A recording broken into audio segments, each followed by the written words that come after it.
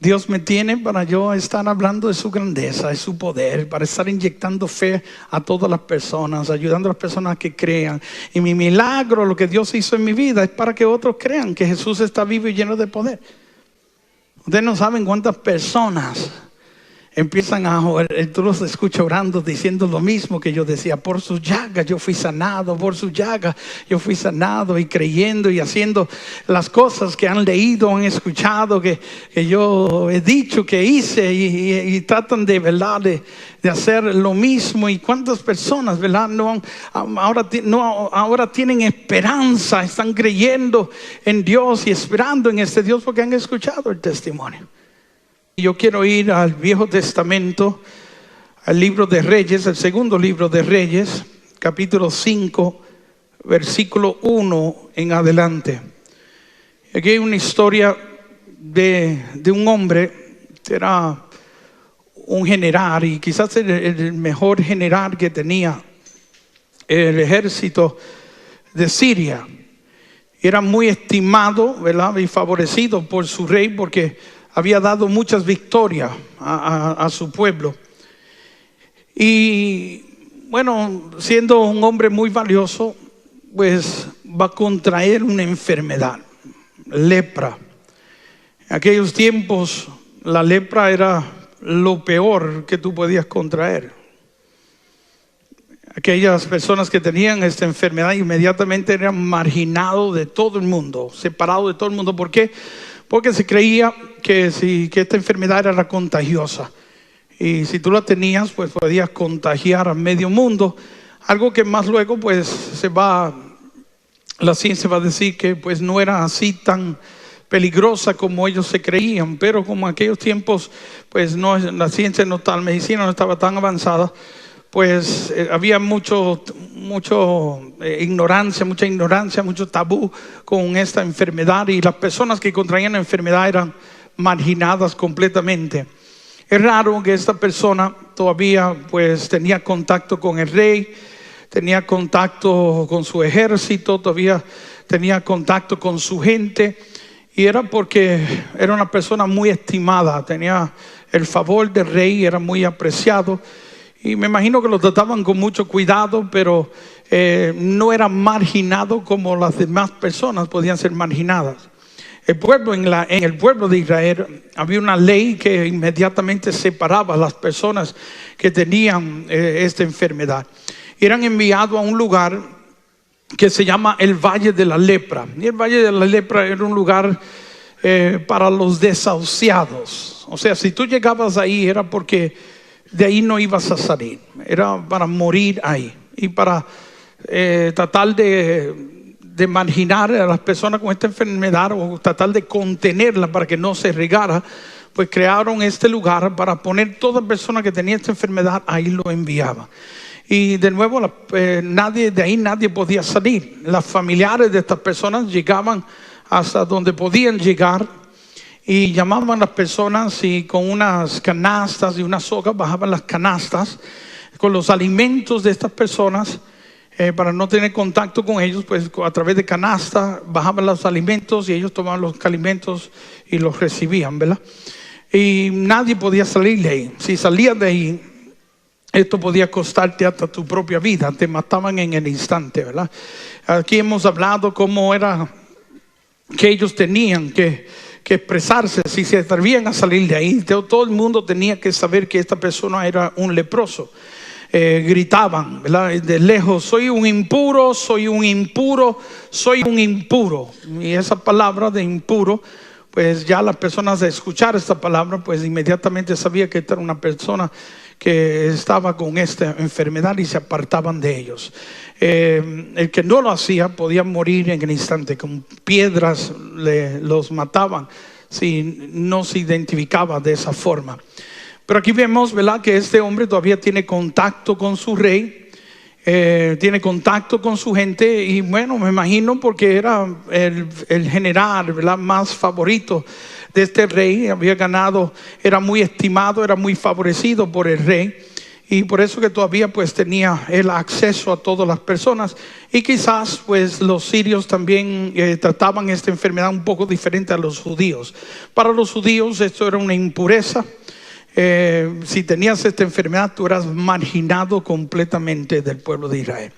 La ley de Moisés, ¿verdad?, decía que para poder incorporarse de nuevo, pues tenían que mostrarse a los sacerdotes, tenían que ofrecer una ofrenda, y luego pues tenían que mostrar, ¿verdad?, a través de ciertos estudios que le hacían los sacerdotes, después de averiguar que ya no tenían la enfermedad, el sacerdote era el que daba permiso para que se integrara de nuevo a la comunidad. Pero esto era algo muy raro, casi nunca pasaba, solo un milagro de Dios podía hacerlo. Y vemos, ¿verdad?, en el Viejo Testamento y en el Nuevo Testamento que estas enfermedades, que los milagros ocurrían para estas enfermedades. Había esperanza en el pueblo de Dios, ¿no?, del poder de Dios moviéndose para curar, sanar estas enfermedades. Hoy en día, mi querido hermano, nosotros también de cierta forma tenemos muchos valles de leprosos, lugares donde nosotros enviamos también a nuestros leprosos o a nuestros impuros para que ahí habiten y que de ahí jamás salgan más. Sí, hay muchos lugares así. Hoy en día le podemos llamar hospitales de hospice, por ejemplo, ¿verdad?, donde llevan las personas a morir prácticamente. Ya están desahuciados, y lo que estos hospitales hacen, pues le dan calidad de vida hasta que llegue el momento de ellos morir, ¿verdad? Y lo están asistiendo. Pero si tú llegaste a uno de esos hospitales es porque pues ya la medicina te ha desahuciado, ya no hay nada que puedan hacer por ti. Hay muchos lugares así, ¿verdad? En este mundo pues inmediatamente vemos las limitaciones de los hombres, ¿verdad? Lo que ellos no pueden hacer, inmediatamente pues dicen ya nada se puede hacer en tu caso y te van a desahuciar, ¿verdad? Y los leprosos pues así eran desahuciados y pues si tenías esta enfermedad pues las esperanzas de las personas desaparecían. Pero el milagro sí ocurría. Había momentos de Dios donde Dios obraba en personas. Lo vemos en el Viejo Testamento y lo vemos en el Nuevo Testamento, en el caminar de Jesucristo. Yo creo, mi querido hermano, en los milagros. Hay personas que se molestan, ¿verdad?, cuando nosotros usamos esa palabra y decimos, bueno, tenemos que tener cuidado con los milagros. Ya suenan como protestantes estos hablando de milagros. Y hay incluso dentro de la iglesia que y hay en muchos de estos lugares donde está nuestra comunidad, pues se le ha pedido que se le cambie el nombre de milagros. Algunos le llaman domingo de misericordia, y domingo de adoración, y domingo de evangelización, y le han quitado el nombre de milagros porque les molesta o como que les ofende de que estemos usando esa palabra. Y dicen porque es muy identificada con los hermanos separados. Y yo siempre, cuando yo escucho eso, yo no entiendo esto, ¿verdad? Yo digo, pero si hay una iglesia que tiene que estar viviendo los milagros, es la iglesia católica. Yo digo, mira lo que escuchamos, o a veces hasta donde la ignorancia puede llegar, ¿verdad? Yo siempre digo que la ignorancia es atrevida. ¿Cómo es que nosotros vamos a querer pensar o creer que los milagros son para los protestantes? La iglesia y las religiones de ellos fueron fundadas por hombres, y la única que nace del Espíritu Santo, del poder de Dios, es esta. Si hay una iglesia que tiene que estar viviendo bajo la bendición de Dios, somos nosotros, mi querido hermano, no nadie más. Nosotros, porque esta es la iglesia que nació en el día de Pentecostés. Amén. Yo creo, ¿verdad?, que nosotros pues tenemos que hablar, predicar y anunciar para dar esperanza. Yo siempre cuando veo esta historia de estas personas que eran leprosos, que se salían a encontrarse con Jesucristo, salían de esos lugares, y aquellos 10 leprosos o aquel leproso que llegó a donde él estaba y clamaban a él para que él les ayudara, para que él les sanara, pues eran personas que escucharon hablar de Jesús y se llenaron de esperanza, y esa esperanza los impulsó para ir a donde estaba Jesucristo. El testimonio de ustedes, mi querido hermano, es la evidencia, la prueba que tú necesitas para que otros crean en Dios. Sí, Es bien difícil tratar de convencer a alguien que crea en un Dios que no se ve. ¿Y cómo lo convencemos? Pues hoy en día el hombre te va a exigir pruebas, evidencias de las cosas que tú hablas. Y por eso nosotros todos tenemos que tener un testimonio para poder hablar con propiedad, con fundamento, para poder hablar con evidencia. Si tú le dices, mira, esta sanación, este milagro que Dios hizo en mi vida. Aquí hay muchas personas que han sido tocadas, que han sido liberadas, que han sido bendecidas, sanadas de diferentes enfermedades. Pues eso no para que nos quedemos callados con eso o que lo guardemos o archivemos, no.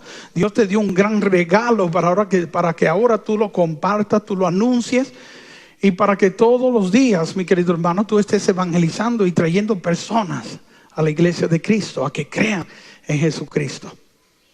Sí, si no hacemos eso, ¿verdad? Si nos quedamos callados, si nos quedamos mudos con eso, mira, ¿sabes qué, mi querido hermano? Nosotros no podemos ser ingratos, ¿verdad? Ni egoístas tampoco. Sí, hay que dar gracias a Dios y hay que ser agradecidos con Dios. Y lo que Dios hizo en nosotros, mi querido hermano, es para nosotros compartirlo con todo el mundo, no para quedarnos nosotros con eso. Yo he visto muchas personas que han recibido la gloria de Dios y se han quedado callados. Y no han contado, no han glorificado a Dios con su bendición, con su testimonio. Y yo he visto esas mismas personas perder esa bendición. Perderla. Porque sabes que, mi querido hermano, de cierta forma le estamos robando la gloria a Dios. Entonces hay que, si Dios me bendijo, si Dios me sanó, más yo le digo a las personas que cuando estemos orando, le digamos, ¿verdad?, al Señor así, y de nuevo lo hacemos de todo corazón, ¿verdad? Porque el Dios sabe lo que abunda en nuestro corazón, Dios sabe cómo nosotros estamos. Y yo le digo a las personas, mira, cuando esté hablando con Dios, dile a Dios, mira, Señor, si tú me sanas, yo voy a ir por todos los lugares diciéndole a quién me sanó y diciéndole a las personas qué es lo que tienen que hacer para alcanzar la gloria de Dios, ¿verdad? Levántame esta silla de ruedas y estas nuevas piernas, yo las voy a utilizar para que todo el mundo te conozca a ti. Voy a ir por todo el mundo. Muchas personas me preguntan a mí. Yo acabo de llegar de California, ¿verdad? Viajando 6 horas en avión con cambio de horas y todo para llegar aquí. Y todos los fines de semana yo estoy en un país diferente. Personas me dicen, ¿y por qué tú haces eso? Me dicen, hermano, debes descansar, ¿por qué estás tanto sacrificio? Y yo le digo, bueno, ¿cómo yo no voy a hacer lo que yo estoy haciendo? Mira, casi 30 años atrás, ya 30 y pico, ya vamos para 30 y pico de años. Dios tuvo misericordia de mí. Dios me sanó. Yo estuviera muerto en este momento. Yo perdí mi vista, yo era ciego. Hoy estábamos relajando con Brenda, porque Brenda tenía unos espejuelos y decía que había unas letras en unos contratos para el viaje de Jerusalén que eran pequeñitos y con espejuelos. Brenda tenía dificultad en leerlo. Y me lo pasó a mí, ¿verdad? Y yo empecé inmediatamente a leer las letras y ella me decía, pues usted porque tiene 20/15. Y Dios sanó mi vista, ¿verdad? De ser ciego ahora veo mejor que 20/20, yo veo 20/15, que es mejor todavía. Yo todos los años, esta semana, estaba haciendo exámenes de rutina que tengo que hacerme siempre. Y los médicos, cuando ven mi historial médico, se tienen que sentar a hablar y siempre me empiezan a decir, pero tú tenías esto, y tú tenías esto, y tenías esto, y ¿cómo fue todo esto, verdad? Porque viendo con lo que dice ahí en todos esos papeles, en todos esos escritos de otros médicos, y viéndome ahora como yo estoy, no entienden lo que ha pasado conmigo. Entonces me empiezan a hacer preguntas y claro, muchos de ellos no creen en lo que yo les digo, ¿verdad? Yo les digo, no, yo empecé a creer en Dios. Yo les digo a ellos, yo saqué a Dios del cuento y yo empecé a creer en un Dios vivo y ese Dios hizo en mi vida. Ese Dios obró, me sanó, tuvo misericordia de mí. Entonces, mi querido hermano, yo estuviera muerto hoy en día, yo tendría que ser el ingrato más grande en no estar haciendo lo que yo estoy haciendo hoy en día.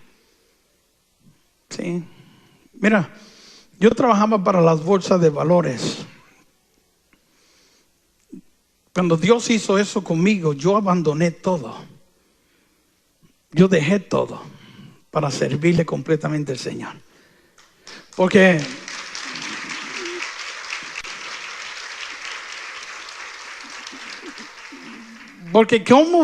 ¿cómo volver a aquella misma vida después de todo lo que Dios hizo en mí? Sí, Dios transformó mi vida completamente. Entonces yo no tengo otro remedio en hacer lo que yo estoy haciendo. Tengo que hacer esto. Y yo siempre digo a mis hermanos, ¿verdad? En forma de relajo, pero a veces relajando se dice verdades. Y yo digo siempre, bueno, yo estoy vivo hasta que Dios ya no me necesite. Y le digo a las personas, yo estoy seguro que en el momento que yo deje de hacer lo que estoy haciendo, hasta ahí llegué yo. Hasta ahí llegué yo. Sí. Y he visto muchos ser favorecidos por Dios también, por creer igual.